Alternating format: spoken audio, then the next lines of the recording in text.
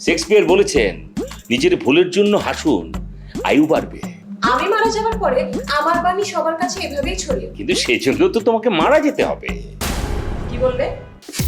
Chop, chop, chop, chop. Choppersi.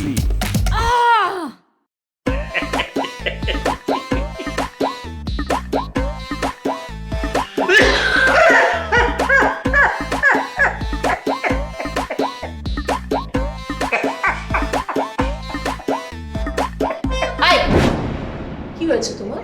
এমন করছো কেন? এমন করছি মানে আমি তো বসে আছি চুপচাপ, একদম চুপচাপ বসে আছি। তোমাকে আমি হাড়ে হাড়ে চিনি। অকারণে হাসার মানুষ তো তুমি না। মহা মুশকিল তো। আমি কি স্বাধীনভাবে একটু হাসতেও পারবো না? তুমি কি আমার মুখের হাসি কেড়ে নিতে চাও? শোনো, শেক্সপিয়ার বলেছেন, নিজের ভুলের জন্য হাসুন, আয়ু বাড়বে। তাই নাকি? আর বউয়ের ভুলের জন্য হাসুন, আয়ু কমবে। এই কথাটা কে বলেছে? কে? আমি, মানে গোলাপের বউ। শেক্সপিয়ার মারা যাওয়ার পরে তার বাণী তুমি আমাকে এভাবে শোনাচ্ছ। আমি মারা যাওয়ার পরে আমার বাণী সবার কাছে এভাবেই ছড়িয়ে, ঠিক আছে? ঠিক আছে, কিন্তু সেজন্য তো তোমাকে মারা যেতে হবে। কি বললে? আবার বলো তো। মানে হঠাৎ তুমি আমার হাসির পেছনে লাগলে কেন? প্রাণ খুলে একটু হাসতেও দেবে না? কেন দেব না? তুমি না বলেছো আমাকে বিয়ে করার পর থেকে তোমার মুখের হাসি শেষ। তুমি এখন হাসলে তো আমার মনে হচ্ছে তুমি আমার বিরুদ্ধে কোনো ষড়যন্ত্র করছো, নাহলে কোনো ডাইনির প্রেমে করছো। আজব কথা বললে তো। তুমি থাকতে আবার ডাইনি আসবে কোত্থেকে? আমাকে ডাইনির সাথে তুলনা করলে? না না, তা হবে কেন?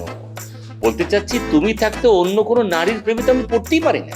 বিশ্বাস করি না, কারণ গতকাল রাতেও তুমি ঘুমের মধ্যে মুচকি মুচকি হেসেছো। মনে গোপন সুখ না থাকলে কেউ এভাবে হাসে না। শোনো, ভুলে যেও না, এই হাসি নামটা শুনি আমি তোমার প্রেমে পড়েছিলাম। ভেবেছিলাম আমার জীবনটা হাসি খুশিতেই কাটবে। ওখানেই তো সমস্যাটা।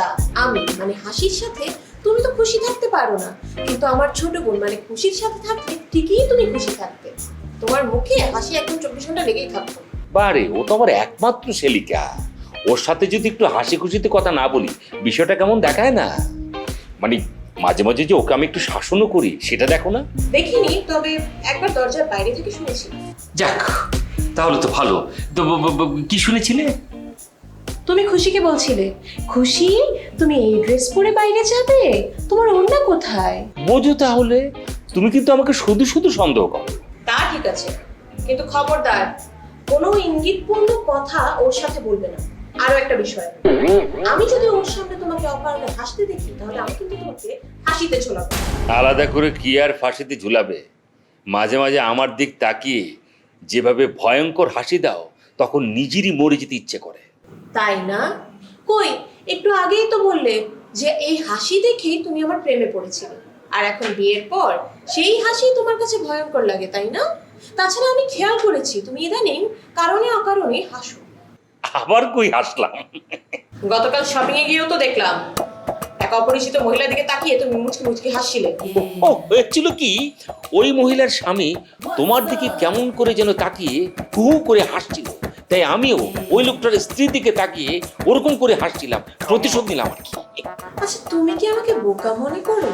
তুমি নতুন নতুন করে এক একটা গল্প বলে আমি সেটা বুঝে নেব? দেখো, সারাদিন আমি অনেক কাজ করি, কিন্তু তুমি কি করো না করো সবকিছুর উপর কিন্তু আমার নজর থাকে। এটাই তো আমার সৌভাগ্য। কজন লোক এরকম দায়িত্বশীল বউ পায়। ও, আমাকে এত তেল দিয়ে লাভ নেই, তার চেয়ে বরং রান্নার জন্য একটা ভালো দেখে তেল নিয়ে এসো। ঠিক আছে, তোমাকে যেহেতু তেল দিয়ে কোনো লাভ নাই, তাই এখন থেকে তোমাকে আমি হাসি আক্তার নাম না ডেকে ফাঁসি আক্তার নাম ধরে ডাকবো। কি বললে? কেন? তোমার নামটা হাসি আক্তার ছিল বলি এক এক সময় একটু একটু হাসতাম, আর ফাঁসি আক্তার নামটা মনে পড়লি আর মুখ দিয়ে হাসি বের হবে না। চুপ! এতে হাসার কি আছে? একদম চুপ!